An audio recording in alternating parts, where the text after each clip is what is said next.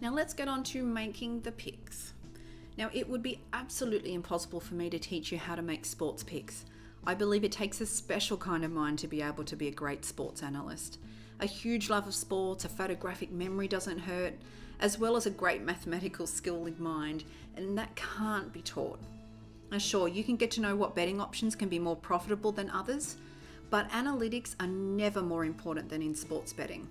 And my guys know team matchups, player matchups, who plays well on the big grounds or the small grounds, who have tall forwards to challenge a small backline, who owns the clay courts or who owns the grass, etc.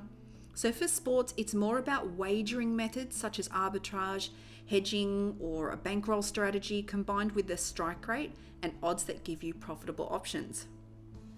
Now, when it comes to horse racing picks, now picking a horse to back beyond following the favourite, which actually usually has only a 30% chance of winning, can actually be a lengthy and time-consuming process.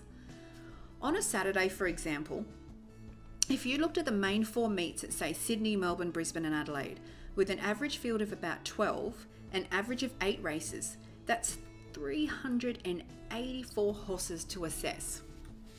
Now, some people start looking the day before, and we personally have found that on the morning, it sees better results with more updated information at hand. So some of the things that you want to look at are the jockey. Have they ridden the horse before, and with what success, and where? At this track? At this distance? The trainer. You want a trainer who's won at least 10%. The equipment. Is the horse now wearing a nose roll? Sometimes they call it a noseband or a shadow roll.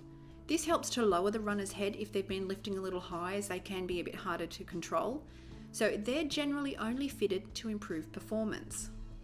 Their recent form. How have they gone over the last 5 races? Are they improving?